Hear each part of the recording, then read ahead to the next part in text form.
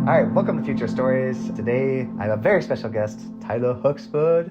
You're going to tell us some missionary stories. So let's get right into it. Tyler, tell us where you served your mission and what you spoke. First of all, I just want to say, Jordan, it's always a pleasure being on a podcast with you. And this is a great, outstanding podcast idea. I've been chomping at the bit to get on this particular segment of your podcast because I love my mission. It was such an important experience for me, certainly life-defining.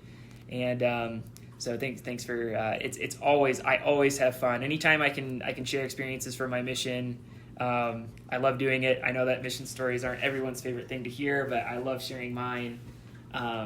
It had a significant impact on me. So that being said, I served in the Ribeirão Preto, Brazil mission, Portuguese speaking. Oh, yes. And so I actually, just so people know, we did summer cells together, and you would tell me mission stories as we were driving to areas we did cells, and that was some of my favorite memories. And so actually that was part of what made me really want to do this, is because, I mean, not only are your stories so much fun, but you're so good at telling them. It's just like, I was like, I want to hear so many more. And even growing up, like I had leaders that would tell missionary stories, and I just love them. They're so personally, it's just like such a spiritual boost for me, because you're doing God's work, and I just think it's such a beautiful thing. Yeah, so. I don't know why it's so taboo to talk to speak about missions. I don't know why we're reluctant to do that. Maybe it's because we feel like we've talked about or we think about our missions so often, and but we forget that those were around, have never heard our experience before, and could probably really benefit from them. But no, Jordan, that's true. I remember you talking specifically about this idea of either recreating via podcast or via video, incredible mission stories. So I'm just stoked to see this finally taking fruition. So and stoked to be a part of it.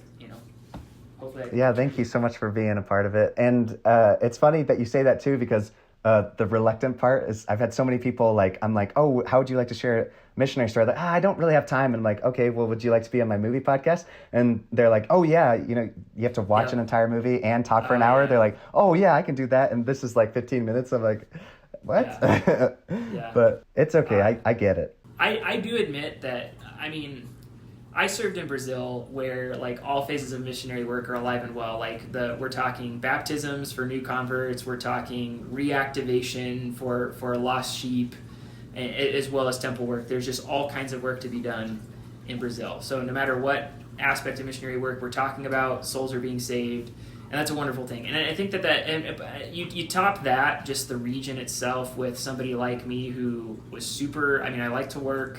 I get really focused and kind of obsessed with anything I do, just like you saw me be obsessed with door-to-door sales when we met, and of course me being obsessed with my wife, and like these are usually, being obsessed is a good thing, and I was really obsessed about being a missionary, and I just really enjoyed it, and because of that, I think my mission, in all honesty, did have more stories than most people probably have. I think I've learned that I just had a really eventful mission, and I'm not sure why that is.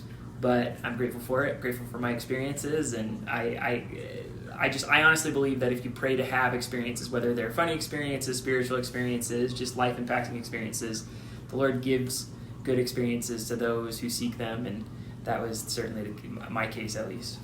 Yeah, and okay, so I'm so excited to hear about some of them. Let's start off first with one of your favorite stories. Yeah. So the mission story that I tell the most frequently when I'm in kind of a share the gospel setting is the very last baptism for my mission, that individual. So her name was Sister Lamari, or Ihma Lamari. And I met her in my last transfer as a missionary. And I remember in my last transfer as a missionary, I had prayed specifically to the Lord, asking for this transfer to be my very best transfer. I didn't want to be one of those missionaries who like peaked 1 year into his mission and then sort of got, worked his way up that first year, working hard, trying to learn a language. Then you get effective and you reach your peak after a year, and then you sort of kind of get lazy or decline towards you getting home. You think about going home, you're not as focused on the mission. My commitment to the Lord was, every day I'm here, I'm going to get better and better, and I want to end at my peak And I was really committed to doing that, and I really think that the Lord blessed me with some of the best experiences and best converts, and also one of my most successful baptismal transfers was my last transfer, even with a lot of the responsibilities I had. And one such was this Sister Lamari. So the story begins with a sister in our ward who cut our hair. She would cut the missionaries' hair for us, sort of as for service, and the person who cut our hair said that she had run into a woman named Lamari, and she wanted us to stop by and talk to her. So this was a reference from this outstanding ward of Palmares in Brazil. So my companion and I met with this Lamari, and we taught her the gospel of Jesus Christ.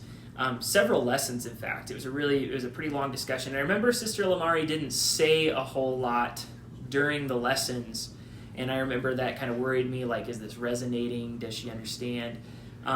But then when the lessons were done, she asked some pretty intelligent questions. It was like, oh, she did hear us, and she wants to learn a little bit about the importance of a prophet and the restoration, and that was really interesting to see. And she kept all of her commitments, and she came to church, and we didn't have to wrestle her to get her to church. I mean, she was just doing such a good job. And I remember my companion and I were talking about this. We talked about, the scriptures talked about those elect of God that some of us are here to find, and this is surely one of them. And we were comfortable enough with this sister that we asked her. We said, we had both been very senior missionaries at that point, so we had taught the gospel to quite a few investigators at that point, and we asked her. We said, you seem to just be really ready to hear this message, and you keep all your commitments. We don't have to wrestle you to go to church. All the things I just mentioned. Why is that? Why do you think you're so ready? And I remember she didn't say a word. She just stood up and she left the room. And I remember thinking to myself, oh my gosh, we've offended her.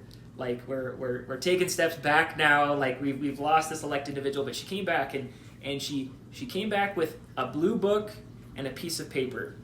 And she handed Elder Porter, my companion, the blue book, which had a little angel on the front, and it said, O Livro de Mormon, or the Book of Mormon, and then she gave me a piece of paper, and I unfolded that piece of paper, and it was a very carefully drawn version of the plan of salvation. Really well made. And it had the plan of salvation on it, and then down at the bottom it said Elder Olson, Elder Jackson. And I'll never forget that. Elder Olson, Elder Jackson, 1989. And it was dated 1989, which just so happened to be the year that I was born. So I was a 22-year-old missionary holding a 22-year-old piece of paper. And Sister Lamari explained that 22 years prior, 2 missionaries had knocked on her door while she was living in Recife, Brazil, somewhere in the Northeast. And they had taught her and her family the gospel of Jesus Christ. And they loved those missionaries, and they loved going to church. But then these 2 missionaries, who were also very senior missionaries and were about to go home, invited Lamari and her family to be baptized, and they weren't ready to be baptized. And so those missionaries were really distraught, very sad. She still had photos of those elders, and she was showing me, Elder Olson, Elder Jackson.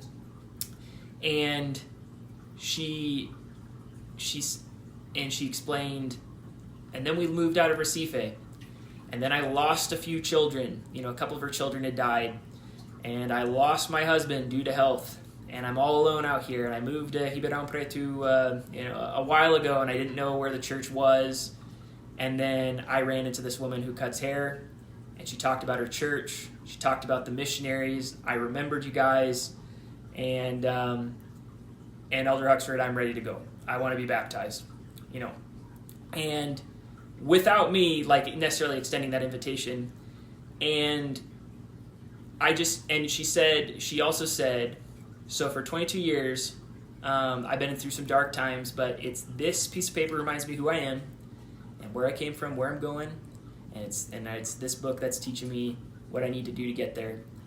And then Sister Lamari was the very last person that I baptized on the very last Sunday of my mission. I went home on a Monday, so it was kind of that was ultimately the climax of my mission. That's how it ended, with that baptism. And I love telling that story because it's not an Elder Huxford story. It doesn't tell you how great Elder Huxford was, because Elder Huxford, I did hardly anything. I didn't even invite the woman to be baptized. The work that was done on that Sister Lamari was really done 22 years prior by this Elder Olson and Elder Jackson, who were great examples taught with the Spirit, invited to be baptized. And though she was not ready to be baptized, that was an incredible seed that was planted. And then over the course of 22 years, through several experiences, hardships, good times, spiritual promptings, that seed was nourished until it was ready to be harvested by an elder who just happened to stumble upon her.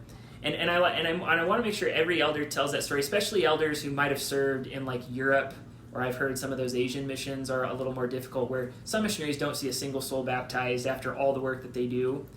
And I just want anybody to realize that when you bear testimony, or when you provide a reference, or when you're cutting hair, I believe even the member took part in this work, you are doing missionary work, and it can impact somebody a lot more than you think. And it's just like Jesus, and I think it's John chapter 4, where he explains the apostles when they're about to go into Samaria, who are like enemies to the Jews, and they're like, why are we going in there to preach the gospel? Like, they're not going to listen to us. We're Jews, they're Samaritans. And Jesus says, like, listen, like, I realize you've bestowed no labor here, but there were seeds planted, and where others sow seeds, others will reap seeds. Like, seeds have been sown, now they're ready for harvest. So anytime you receive those promptings, you're either planting a seed or you're harvesting. You just got to trust that. Probably some work was being done in advance, and I think the Lord always does work on us, and there can be very ready fruits, ripe and ready for harvest. So that was and I just like sharing that experience for that reason, because I did very little. Ultimately, the real work was done by these two elders who, as generic a name as Olson and Jackson is, I've never actually got in touch with them. But that's, and she gave me that piece of paper, so I used to share that all the time. And I carried it in my scriptures, but my scriptures were unfortunately stolen in Atlanta.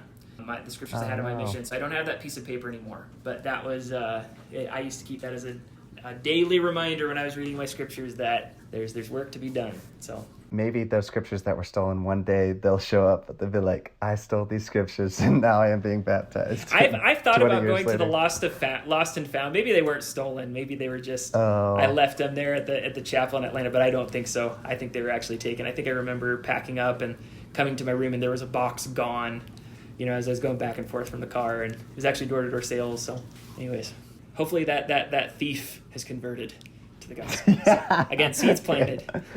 Exactly.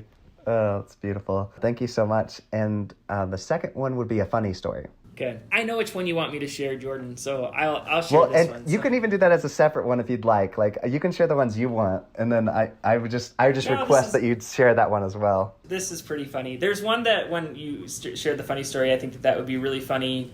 There's a story that's really funny, but it involves kind of a...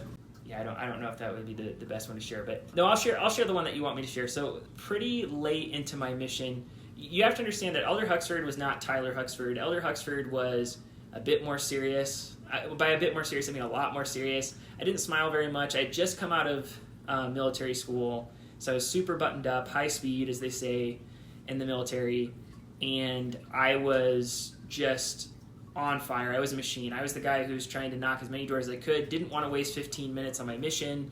I was having the time of my life, but like I hadn't done the door-to-door sales training, which taught me to like control my face and to smile, and so I looked kind of intimidating to Brazilians, unfortunately, because I was gringo, I had wider shoulders, that sort of thing, and I've been told I walk with like a strut or whatever, but there is a specific area where there was a woman who lived in this area.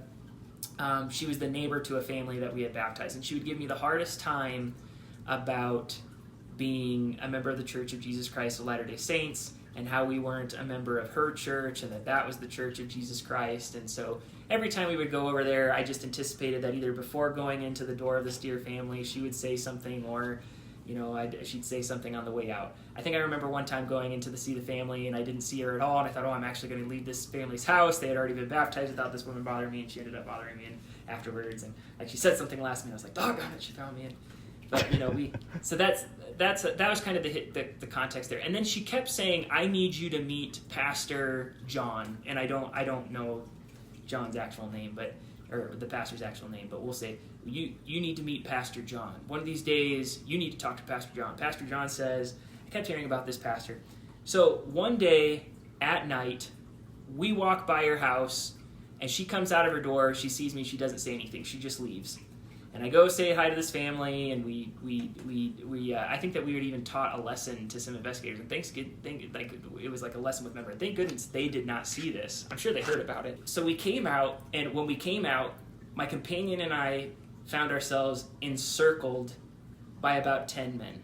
And I remember thinking, oh boy, I don't recognize any of these men. Now they were dressed up.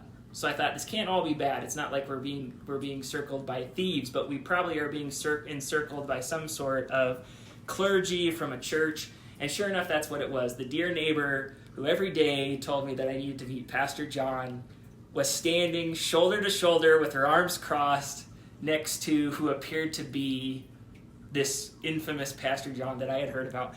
And so Pastor John proceeds to talk about how the only authority of God can be that exists is what exists in their church.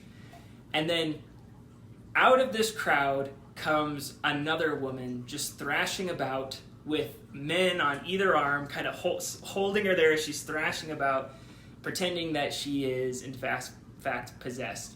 And they bring her to their knees in the middle of the circle, close to where my companion and I are standing. And the pastor walks over to the woman, and I'll never forget this, puts his hand in the air, and then brings his hand down on top of the woman, and then pulls his hand back up, and then the woman's like relieved. She's like, oh, thank you, or whatever, and he holds that spirit that he's got in his hand up high, and then he brings the hand slowly back down, and the woman's like, no, don't do that. And then he puts his hand on her head. She continues to thrash about. Okay, then Pastor John starts saying something, but I already knew what I was going to do, and so he didn't get much of what he was saying through. He had to stop because I already knew what I was going to do. And the reason I knew what I was going to do is because several transfers back, I have to confess, a companion of mine had told me of a similar situation in which an elder, actually I think he went to a congregation and saw people thrashing about, and it made him upset that people were pretending to do that, because people will thrash about, and what they do is they ask for money and things like that, like pay money or you'll end up possessed like one of these. So he took off his belt, ran up on stage, and was about to hit a woman on the forehead with it, but when she did that, apparently the woman gave up. So I had heard about that and thought, for whatever reason, that it might be a good idea to try this. And so Pastor John, after the theatrics of removing a spirit from this woman and putting the spirit back in her, starts saying something, but instantly he stopped, because I have already begun taking my belt off. And the pastor right away stops and says, "Kikifais, what are you doing?" And what are you doing? Oh, the elder. And then elder. So I took off that belt, kind of, and I'm going to stand up. I realize this is a podcast, you're not going to see it. Kind of walked around in a circle as I did that, and then with one solid whipped it as hard as I can into the ground, and was kind of on one foot while I did it, so I actually kind of slipped because my footing on my shoe wasn't very good, which caused me to spin around, really almost fall, but I caught myself, so I think it looked really smooth. Ultimately, it was just a whoosh, whipped it right as with the sternest look on my face that I could make, and the people around this circle, as soon as that belt go, but the circle did not come closer, the circle expanded. So, and as soon as I did that, like we're talking within like a split second of me whipping that, you hear the woman who once was thrashing about now saying, "Estoy curada, estoy curada, estoy curada. I'm cured." And then I put my belt back on, snapped it up, picked up my bag, and that's all I remember. And we walked off, and I don't think anybody said anything after that. And you know what? That happened relatively. I think that was even like the Saturday before my last Sunday in that area, before being transferred. So I don't know what the aftermath was of that. I never went back to that area or saw that neighbor ever again. So But yeah. Well, and there was two details. I just wonder if I'm remembering it incorrectly, but I remember you saying that there was it was either you or the people before you you had been converting a lot of people from this church, and so they were losing members. Yep. And okay, that's absolutely true. And so the neighbor was obviously a member of this church, and the family that we had baptized was that we were visiting, and we were teaching new members, and their home was one of those families. So they absolutely were losing a lot of members of their congregation. One of the things that we would say very frequently was, you need to be baptized in our church because you have the authority to be baptized. Yes. Hence why, Pastor John or whoever he was encircled me and said, the real authority of God is with our church or whatever, and then showcased his authority of how he could bring spirits down. And that was in Lins, Brazil, which is in the Birigui zone. And that was my highest baptizing area. And every transfer except for that last transfer was the highest baptizing rate that we had. So, and a lot of the members were coming from one clergy specifically. Yeah, and I'm not saying this is what they were doing, but a lot rely on tithing for, establishing their church too. So losing members means they're losing money. And that exactly, and especially in South America. I mean, they're humble folks. The members of the church are humble folks. Plus, the pastors are humble folks. And some of those churches, most of the local churches, this church certainly was. This wasn't a big name church like the Universal Church, but like the Universal Church, for example, in Brazil. You probably heard about this in Argentina. Yeah. I mean, those are some deep pockets, and frankly, it's because the Universal Church is the church that would bring people on stage, thrash about, and they would threaten and say, "You better pay up, or you'll end up just like this," and that's wrong. And I don't know if this church was necessarily doing that, but of course, if members of their congregation are joining the true Church of God, then anybody who is depending upon the tithes or the offerings of those members was seeing less and less, and so and I'm sure that's what was happening. Okay, yeah, I just wanted to make sure I had those two details right. Yep. The next section would be crazy story. I'm surprised you didn't use that one for crazy. That's such a wild story to me. Again, I didn't laugh a whole lot in my mission. There's all kinds of stories that I have that are funny. I'll tell you a funny story, I guess. Like, this one's funny to me. So we were walking, I was a wide-shoulder missionary who people thought was buff. I did my exercises while I was on my mission, but I mean, for reference, like, I went from being a 195-pound athlete, collegiate athlete, to 170 pounds, on my mission. Oh, wow. I lost a lot of weight, and it's because I wasn't lifting heavy weights. I wasn't, on supplements. I mean, there's all kinds of reasons why I lost weight, right? Plus, you're in Brazil, we only eat like 2 meals a day. We would eat breakfast and lunch, and that was basically it. And so, but for whatever reason, people thought I was buffer, and so they would call me, they couldn't really say my name, Elder Huxford, so that what they would say is Elder Huxford, which kind of forge, because if you're that's how the people spoke in my mission. They wouldn't say Huxford, they would say Huxford. They sounded gringo the way they spoke. And which kind of translate to strong Hulk. And so they would call me the Hulk a lot of times. And one particular companion, my companion was Elder Pereira. And Elder Pereira was the exact opposite of a strong Hulk. He was a thin, brittle missionary. He actually had a back hump on his mission. And he's a really cool story because he came on his mission with this very bad back deformity where he had this back hump, and it was promised to him that by the end of his mission, his back would be healed, and I saw that because he was one of my first companions, and I saw him when he was a zone leader towards the end of his mission, and his back had significantly improved. In fact, his mission president had brought him up and had showed everybody, and I'm friends with him to this day, and I certainly don't notice any humpback. But he was a weakling, and he was just really proud to be my companion. Bless his heart, he loved me to death. And I remember we were walking down, and it gave him a lot of confidence. I remember one time we were walking down the street, and there were kids coming from the other direction, about 15 years old or so, 3 of them, and they called us macumbeiros. They said, "Os Mormons, macumbeiros." And macumbeiros practice macumba, which is to say black magic. So, they were coming up the other direction, and they called us macumbeiros, and we had passed them. I mean, we were on opposite sides of the sidewalk, so to say. There's a road in front of us, and Elder Pereira takes a deep breath, and turns around to talk to these 15-year-olds. I'm like, oh, geez. And he walks up to him, and he says the scariest thing you can say to a 15-year-old.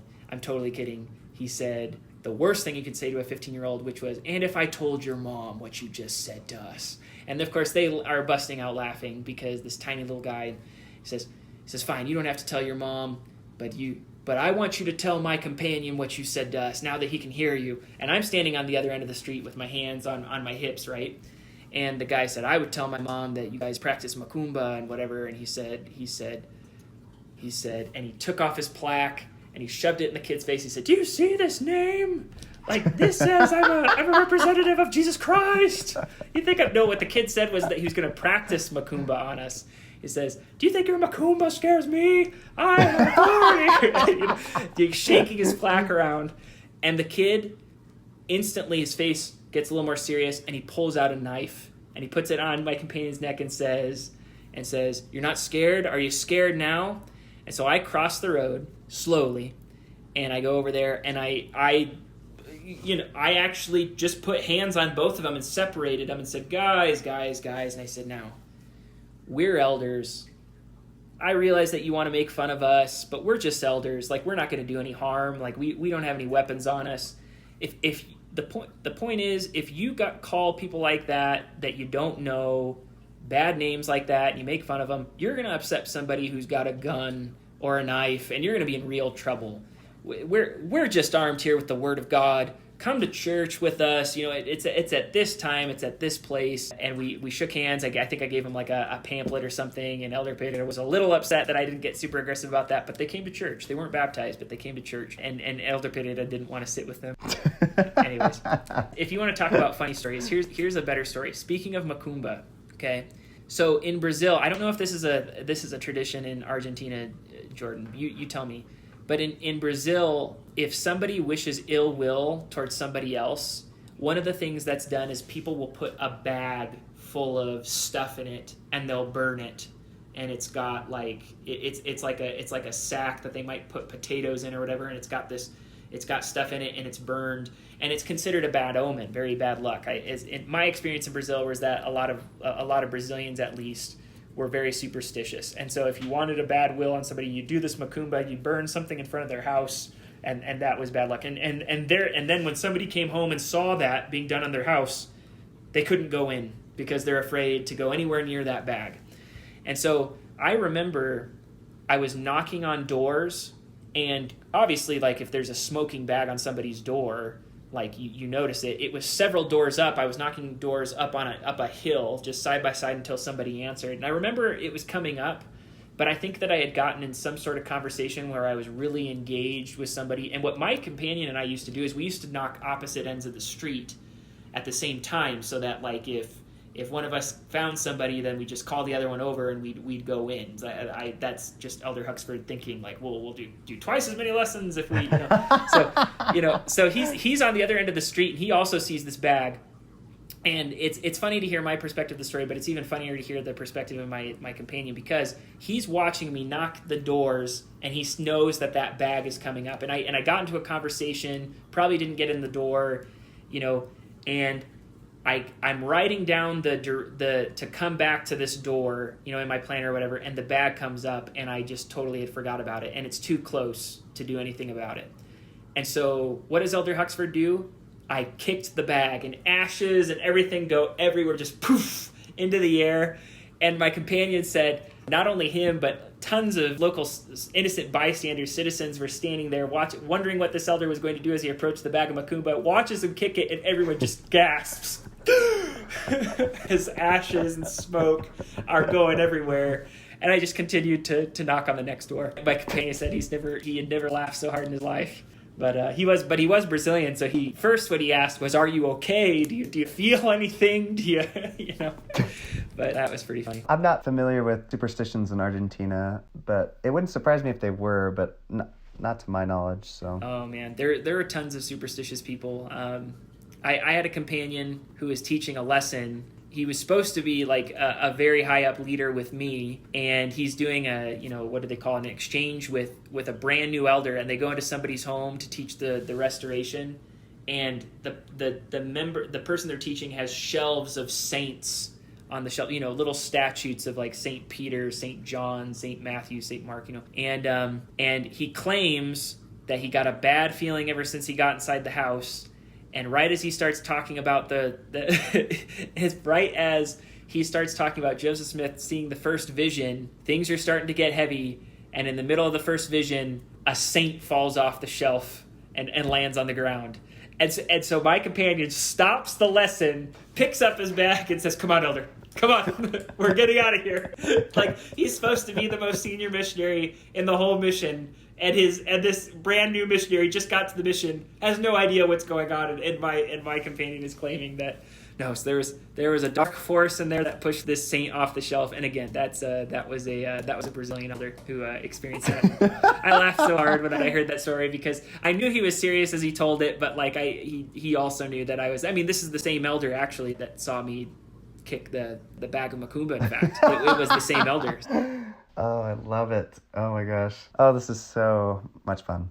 Dang, I want to ask you more funny stories, but we're moving on to the next section, which is crazy story. Or was that part of your crazy story? I would say, I mean, like, so the belt story is certainly like the craziest thing I did. I had 7 near-death experiences on my mission, and I think that there were 2 that really stand out. The first one is happened very early on in my mission. In fact, it was leans, and you know what? It was the same day as the belt incident, different group. But that Saturday we were going to, the way it works in Brazil is you go to everybody's house and you teach, and then on Saturday you confirm with all the people you hope to show up to church that they'll come to church. You try to visit all 20 people that you want to come to church, and usually 5 or so show up. And Saturday is just really a day to make sure that everybody's on board. They're coming to church and you got everything set. And I knew I was being transferred that Sunday. And so word had gotten around that Elder Huxford was going to be transferred. And so there was a sister in the ward. Her name was Sister Leonora. And she was the sister who wanted to be the elders' moms, who, she would constantly complain to Elder Robert and I that you guys work too hard. You're going up and down the street talking to everyone but me. The other elders, they used to nap at my house. They used to eat here. They used to come over here every day. And those were the sisters I really tried to avoid my whole mission. Because again, time maximizing Elder Huxford, I said, I will come to your home when it's your turn to give lunch to the missionaries. But that's it, Sister Leonora. And it's not because we don't love you. It's just because we're baptizing now, finally. We are stealing members from other congregations in this city. Like, we are doing a fantastic job, and the work must go on. You must not atrapalhar the work, which means stop the work and get in the way. But somebody had told me, hey, you really ought to go see Sister Leonora. She's really hurt that you're going. And so I said, okay, I will visit everyone's homes, and then I will go to Sister Leonora's house to, right before going home. And this is after the belt incident. In fact, it probably was even the visit we made after the belt incident. We were still talking about that. And so we go over to Sister Leonora's house, and Sister Leonora lived in a small wooden house in a fenced area. Now, when I say fenced area, I actually mean like a brick fence. Like, they had built this fence from bricks. It's probably 10 feet high, and then on top of this, the cinder blocks or the bricks, they actually like cement glass at the top to prevent people from climbing over these walls to get into your home. And I don't know if you saw that in Argentina, but like in the poor areas of Brazil, that's what they would do. Yeah. Okay. And so there were 2 wooden houses surrounded by that cinder block house in the fundos. It was like the deep, which means that there's like a tunnel to get back there. The gate is out in the road, and you go down this like 20-foot tunnel of cinder block, and then you would see these 2 homes. And one of the homes I had never been in, but I just knew that her nephew lived there. He's probably 6'3", 240 pound, a very big man, and he never spoke to us. And Sister Leonora was not one of the sisters we had baptized. She was baptized a long time ago, and she was just a dear member who liked feeding us. And I remember one time when she fed us, she had prepared this really great dessert that she was really excited to give to us. And she hadn't kept an eye on it, and so when she handed it to me, it was covered in ants. Like, we're talking hundreds and hundreds of ants, and I remember trying really hard not to laugh because she was just looking. She wasn't looking at the cake; she was looking at me. She wanted to see my reaction, and so I was like, "Sister, there's an ant on there," and she just, anyways. But the point is, this day we go in there, we eat dinner with her, and my companion says, hey, let's take a photo. It's in the middle of the night, and let's take a photo because we're leaving. And so I wasn't a big fan of photos. That's why I don't have very many photos on my mission. I didn't have time for photos. That's just what Elder Huxford thought. But Elder Robert put his camera, setting up his camera, putting it on the TV, some sort of timing mechanism, and in walks in her nephew, 6'4", 240-pound nephew, and he says, what's going on in here? Well, we're taking a picture. A picture? Why are you taking a picture? Well, this missionary is being transferred. He's got to leave. You're not here to take pictures with my aunt. You guys are here to steal her pension or Social Security in Brazil. Missionaries just like you came here years ago and had her signing papers and documents, and I know that you're signing, her pension away. You guys come in here and you eat and drink for free, and you don't return even so much as a cracker, a biscoito, to my aunt. And when he said that, the sister stood up. She was sitting down because we were taking this photo. She said, "Don't listen to him, elders. He's just drunk." And as soon as she said that, she kind of walked over to him to push him out, and he goes to hit her. And when he goes to hit her, me and the elder kind of stood up as a reaction, and so we're just kind of scared. It's us in a triangle looking at each other, kind of like three cowboys with their guns drawn, each pointing the guns in each direction. We're like, what do we do? And he says, all right, I see what's going on here. You guys are sin vergonha in Spanish, sin vergüenza, without shame. You guys wait here. When I come back, I'm going to show you who I am. And when he said that, I had the worst feeling I have ever felt. And usually you have to understand that I was the type of elder. I'm going to tell a story here in a little bit where I went back and got a cell phone that somebody had stole from me. I knew where he lived, and so I went back and got it. Like, that's the kind of elder I was. Like, you say you're gonna come back and show me who you are. That's fine. I'll be here. That's the type of missionary I was. But I felt bad. I felt like, no, you got to work on getting out of this house. You're not going to have long, and he's going to come back with a weapon. I said, elder, we got to get out of here. And so I've got 1 foot inside the door, 1 foot outside the door, looking at the house, seeing where he's going to come back with. And my companion does not get the message. Like, he's putting the cookies that the sister gave us into a Tupperware, and he's putting the phone in the bag. And he comes out, and then I see the guy coming out of his house, which is about 10 yards away, maybe less, not 10 yards, like 10 feet, and he's got this huge steak knife. I mean, like a foot-long blade. And I looked at the elder and I said, "Elder," and I put my hands in the air so that he could see that, because he couldn't see the guy coming, but I just wanted him to know that, hey, and I started backing up towards the wall, and he's just coming straight for me. And I'm like, and my companion, when he recognized that I was putting my hands in the air because he's coming with a weapon, face just drains. And I back up closer to this wall, and my back finally hits one of those 10 feet walls, and I said something to the effect of, "Sorry, brother, we're going to leave."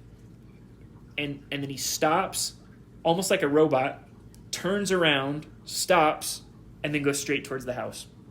And then I'm thinking to myself, oh my gosh, I've left my companion in the house, and I'm out here. And every time we had gone to Irma Leonora's house, we would always try to use the bathroom. The bathroom wasn't in her house; it was on the outside of the house. It was in the back. And every time we would try to go out the back door, and she would say, "You can't go out that door. Remember, elder, that door's locked because there was a chain around it. There was no way to get out of the back door to get to the bathroom." And I'm thinking, he's going in. This is a tiny little wooden shed that she called a house. He's going in the only door. This man is going in the only door that my companion can get out of. He's going to be stuck. But sure enough, he goes in this door, and my companion tries to bolt for it. He actually trips over the woman. The woman falls. I think the woman falling actually helped slow down the big man with the knife. And I was going to run into the house, but I hear a door open, and my companion is coming out the back of the house. The door was open. We run out of the tunnel. We think we're in the clear. And then we find all the men that this guy was drinking with waiting for us outside the gate. And there was a chase that happened for, not a quarter mile, but probably 200 meters. A really uncomfortable 22 seconds of us just running as fast as we could, hoping that these guys were going to lose their breath before we did. And then we hid out for a little bit and decided, what do we do now? That guy's in there. Do we call the police? I was actually the one that said we should call the police. And then my companion was the one who said, actually, do you remember? He said, we met her brother just doing street contacts. Not a member, but we met him doing street contacts. I know where his house is. Like, let's go to his house and tell him what happened. So that's what we did. And we knocked on his door, and he said, and we explained, hey, you're I don't know if it was his son. I don't know if it was who did this, but we said, hey, your sister just, had this happen. He says, okay, I'm going to take care of this. You guys wait here. And he goes in, comes back about 15 minutes later. It wasn't much further down the road. And he said, okay, you guys can go home. It's all taken care of. It's fine. It's fine. And we're like, are you sure? He said, yeah. We talked about that all night, just wondering if we were going to see Sister Leonora the next day at church. And sure enough, just like always, she's the first smiling face we find at church. And she says, good morning, brother. She never called us elder. Good morning, brothers. And she said, oh, brothers, I'm so sorry about what happened yesterday. That was really awful. I'm sorry. But our lunch appointment is still on for tomorrow. He won't be there. And I remember laughing and telling my companion, I was like, listen, that's up to you. I'm being transferred. But if you want to go over there, that's all up to you. And we had to talk to the Relief Society president about that. And basically, elders weren't allowed to go there for lunch for some time. And the funny follow-up to that story is, transfers later, I ended up training an elder. Or I'm sorry, I didn't train an elder. I was somebody's second companion, so I was their stepfather, as they say. The elder you get after a trainer, and he had been trained in liens. And I remember he asked me, Elder Huxford, is this mission dangerous? And we were serving in a place called Irajá at the time, not liens. And so I stark contrast, like people are driving Ferraris and Lamborghinis in Irajá. It was the most wealth I'd ever seen. Like it's like walking down Beverly Hills when you walk on the street Jaime José do Nascimento Feitosa. Like that is a very well-known road. I said, no, look at this. Like we're in paradise here. Like it's a very safe mission. He said, well, I heard about these two elders and where I got trained that almost got, the actual word is, poked with a knife. I heard they almost died there. And I said, yeah, I've heard that story too, but I don't think it's true. And so, that's what I told him. And then he went to like the zone, the district meeting and asked somebody else about it. And they're like, oh yeah, that you should ask your companion about that story. That was him. And he said, why didn't you tell me about this? And I said, well, it's I said, I didn't want you to get upset. And he's kind of an anxious guy. But that was a pretty crazy one. And the other one is the one where somebody stole my phone. And I needed that phone because kind of all the elders needed to get a hold of me. And I knew where I had left it because I was teaching somebody's mom, a very elderly woman, the gospel. And somebody called me and I had muted the phone and put it down on the couch. It wasn't my fault. It wasn't his fault. I say somebody stole it. I mean that I left it somewhere. And I remember having a bad feeling while I was teaching this woman. And I said, hey, is it just you who lives here? And she said, no, my son John lives here. And I knew exactly who John was because she lived in an apartment complex with a bunch of apartments, and there was a group of men that would cause all kinds of trouble in these apartments. It wasn't a safe spot. And this guy was the most well-known, kind of the leader of this group. He was definitely a major influencer of this group of terrible men. So I was like, oh, no, this makes sense. And so the whole time I'm kind of like, well, if he comes in here while we're with the sister, that's going to be awkward, but I guess we're not really doing anything wrong. But he had the phone was back there, so I went back there kind of hoping he wouldn't be there. But when I get back to get my phone, he was there. And he was on the couch, and I said, hey, it's my phone. I'm here to get my phone. He says, there's no phone around here. And I said, well, I know there's a phone here because I was teaching your mom the gospel, and I can't find, and I know I left it here. I set it on the couch. I'll come in and help you look if you want. Listen, we just cleaned up the place. There's no phone here. You can leave. And then I explained to him, I said, hey, listen, John, I'm a missionary. I'm actually an important missionary in my mission. Lots of people need to give me a call. I need that phone. I'm not saying you took. He had actually said, are you saying I stole it? And I'm saying I'm not saying you stole it, but I need it. So I can help you look for it if you want. I'm pretty sure it's on that couch that you're on, but I'm not leaving without that phone. He gets really upset, goes into his room, and everybody, he's yelling at me, so everybody hears it in this apartment complex. It's probably 8 floors high, but it's like stairs that kind of go like this. It's a cube, and people can see down from each balcony, so they see the commotion, and there's probably about 15 people watching. And so I knew what was going to happen. So I backed out into the courtyard in the middle of it, and he comes out with a gun, and he never pointed it at me, but he had the gun by his hip, and he wanted to make sure I saw it. I backed up and I held out my hand, and he came out of his door, saw everybody in the balconies that were looking at him. He kind of looked up, and he was pretty upset. And then he goes back in the house, and then he goes back, and then he goes into his room, so he disappears. He comes back out into the living room and slides the phone across the floor, and I pick it up and I dusted it off, and I looked around at everybody with a furious face, kind of like that's what happens when you mess with the missionaries. And I left. But the joke was on me, because what he did is I got the phone back, but he took out the chip, and so the chip would not make that phone work. But I got my phone back, and I didn't want to take my chances. I didn't want to.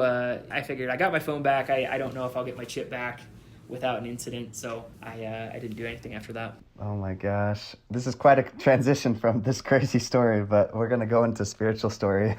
There's two experiences I would share. Obviously, Sister Lamari was a really spiritual experience for me. I remember another one, it was very simple. I remember we were tracting, it was in that last transfer, and we had knocked on a door, and we had talked, somebody let us in, and there was a whole family ready to go, like mother, father, kids, and we're teaching this, and somebody starts crying, during our lesson, and I decided to stop and say, hey, what's going on? What do you feel? And they said, well, we were just praying because we just lost a son, and we were asking, we just prayed for the first time as a family, like 3 minutes ago or whatever. And then you guys started knocking on the door, and I think you're here for a reason. I thought that was really cool that had happened, and we quickly transitioned, because in our mission it was, you definitely teach the restoration first and the plan of salvation second, but that was like one of those things that I was just like, you know what, like, let's do this the right way, and let's teach plan of salvation here. And we invited that family to church, and they came, and that was one of those families that was that part of that really great last transfer where we saw all kinds of converts, and that was a pretty neat experience. I remember, here's another cool story with fasting. I remember it was actually leans. It was leans. And within my first 2 weeks in leans, me and Elder Robert, one of my favorite companions and best friends to this day, we got along really well. He said, we were teaching a bunch of people, and it was fast week. It was the week that we were supposed to be fasting. We decided, let's fast for 7 baptisms, which is kind of ambitious when you just get to an area. We were whitewashing, there's hardly anybody, that we were starting from scratch. Members didn't even really trust us very much, because the missionaries before us had again, they were that Irma Leonora's house all the time, just kind of messing around. And so we fasted for 7 baptisms. And the reason we did that was because there were 7 people that we had invited to church, and we thought was going to be like, that was going to be it. And I remember we fasted, and none of the people showed up for church that we had slated to come to church and possibly be baptized.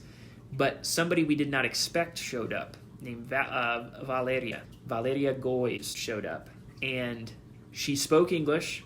And she was really fascinated by me speaking English. And we went over to her house. She lived on the rich side of Leans. And we got along great. She had a mom and a dad that really liked us. And a couple weeks later, she was baptized.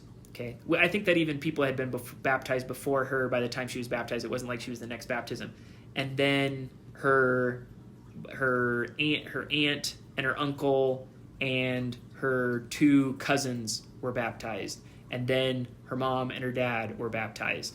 And that happened like over the course of my 3 transfers there. Lots of people were baptized, but that Goy's family was really cool to watch those 6 be baptized in Valeria. And I remember I was packing away my stuff to leave Leans when I was being transferred, and me and Elder Robert were talking about all the really great times that we had had together. And I remembered that. And I remember, Elder, do you remember that one time that we fasted for 7 baptisms that one week? And he said, yeah. And he says, we didn't baptize anybody that week, but somebody came to church that Sunday, and Valeria came to church that Sunday. That was the only person who came to church that Sunday. That was the only Sunday that we had only had one investigator come that we had nothing to do with. And because of her, she was baptized, and 6 other people were baptized. It totals 7. And he was like, whoa, that's pretty cool. On top of, again, that Goy's family was the reason so many people joined the church. We started English lessons at the chapel, which wasn't happening, and cool events. They were one of those new member families that really came into the ward, and because of them, like a lot of really cool stuff started happening. Even the existing ward members were really excited about it.